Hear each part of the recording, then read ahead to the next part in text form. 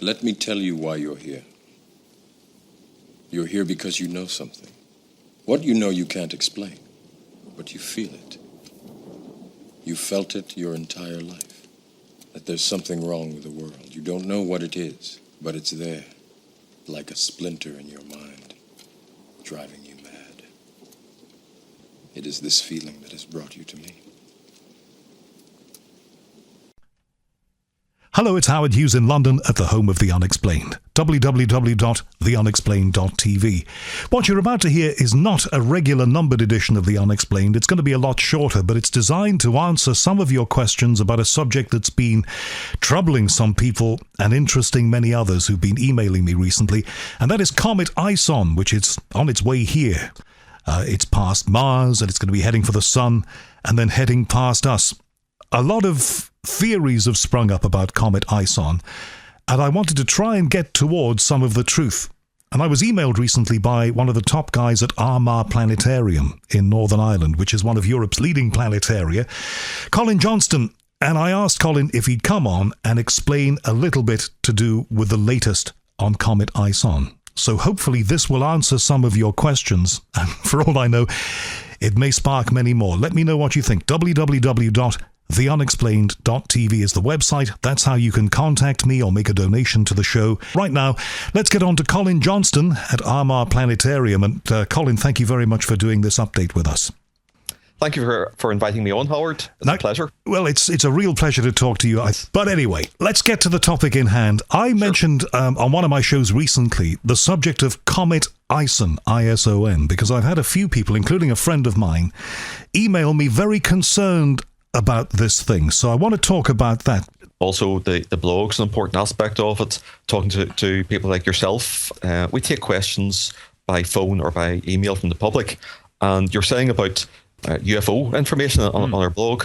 That's, from my own personal experience, it is one of the things it is a topic. It's one of the we get asked about most. There is a very large public interest out there, and I feel that we should be serving that interest.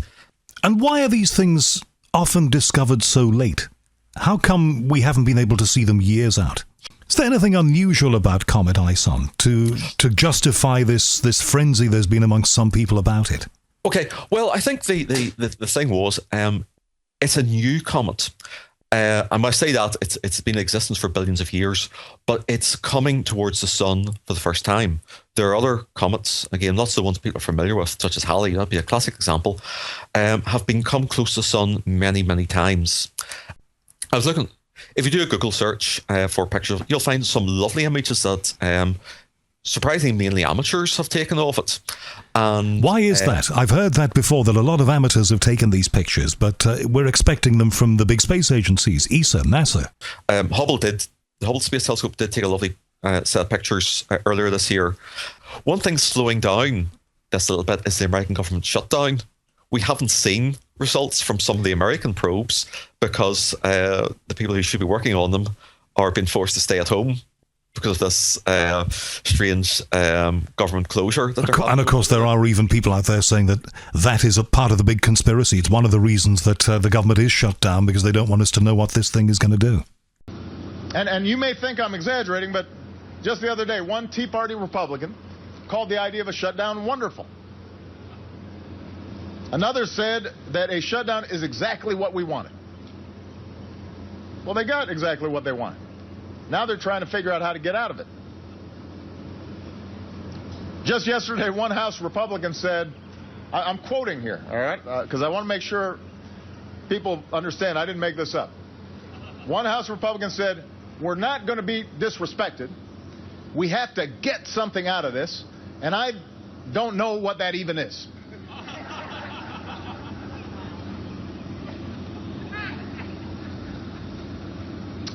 That was a quote. We're not going to be disrespected.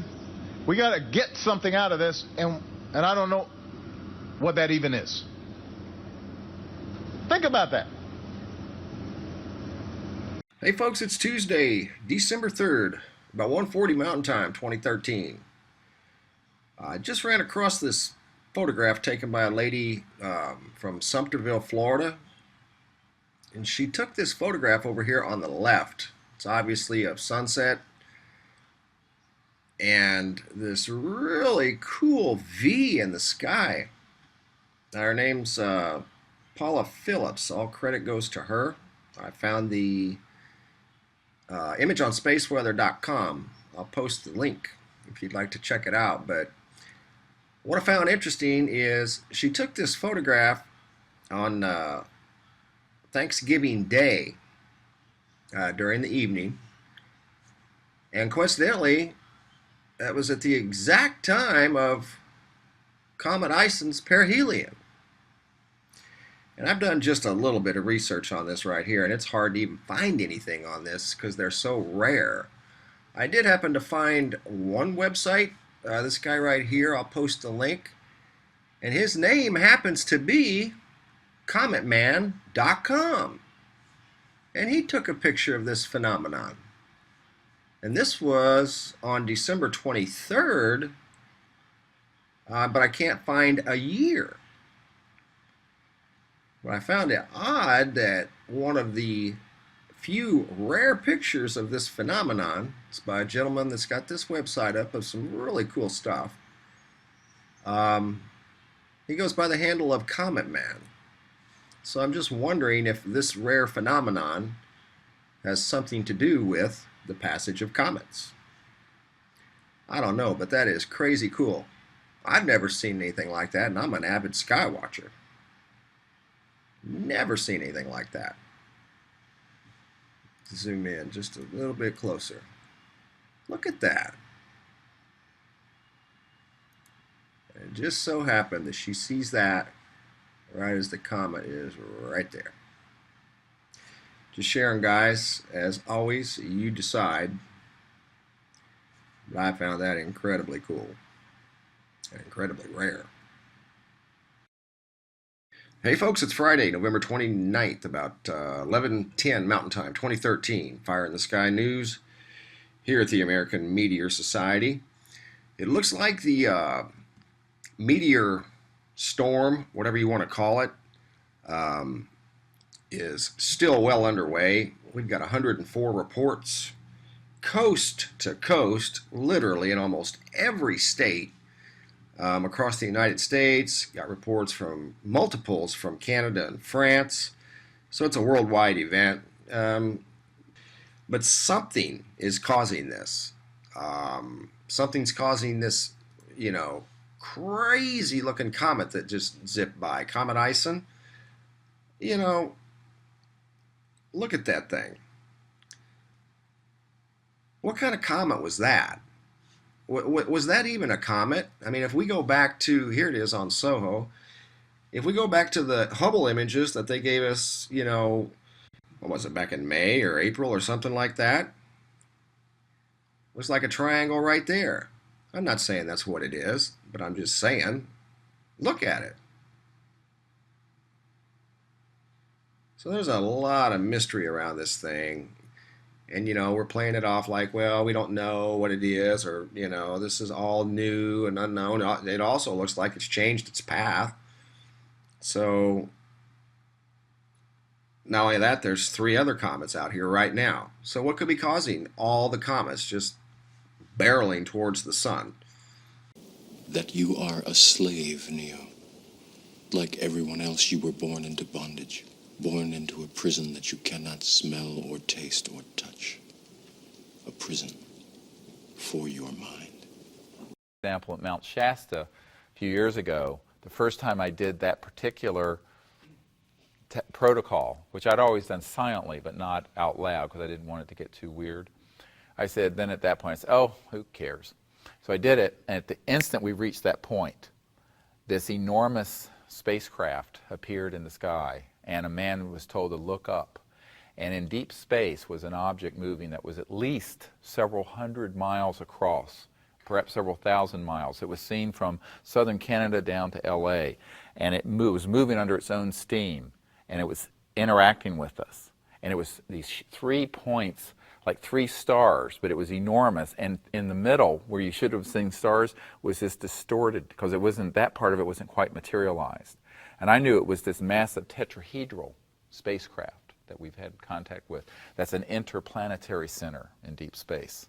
And they were moving in at exactly the moment that we reached that point of the transformation of Earth. And it turned, if you can imagine the triangle in Pegasus, if you know the stars, how big that triangle is in Pegasus, it was that size. Huge. Moving, and it moved across, turned, came over towards us, then went out. And as it was leaving, I signaled with this laser that I have. Something's causing this, crazy looking comet that just zipped by. Comet Ison. Look at that thing. What kind of comet was that? Was that even a comet? I mean, if we go back to, here it is on Soho, if we go back to the Hubble images that they gave us, what was it, back in May or April or something like that? Looks like a triangle right there. I'm not saying that's what it is, but I'm just saying, look at it. And this really cool V in the sky. And coincidentally, that was at the exact time of Comet Ison's perihelion. And you're saying about UFO information on our blog, it's a new comet, but it's coming towards the sun for the first time because of this strange government closure. And of course, there are even people out there saying that is a part of the big conspiracy. It's one of the reasons that the government is shut down, because they don't want us to know what this thing is going to do. We're not going to be disrespected. We got to get something out of this, and I don't know what that even is. Think about that. And it was these 3 points, like 3 stars, but it was enormous. And in the middle, where you should have seen stars, was this distorted, because it wasn't, that part of it wasn't quite materialized. And I knew it was this massive tetrahedral spacecraft that we've had contact with. That's an interplanetary center in deep space.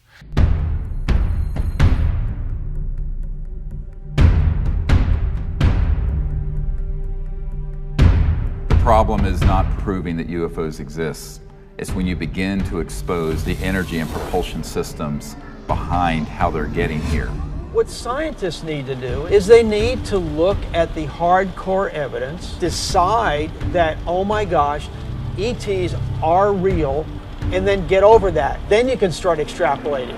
These sciences have been around for decades. They have been ruthlessly kept secret because of the power of a centralized petrodollar oil, gas, coal system.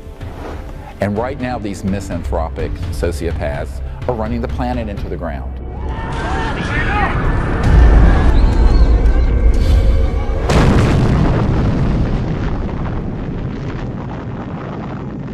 Governments have not gone far enough, so we've decided that as people to form our own movement. All right, game on, roll one.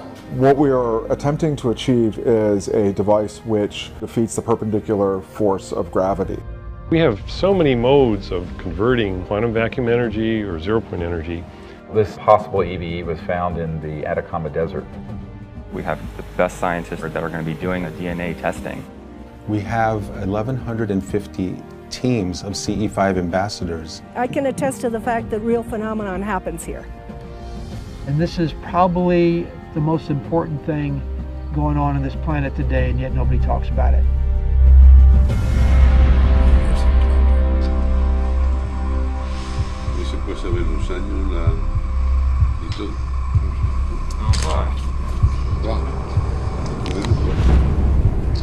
If we come together, we can make this happen in a matter of months, not decades.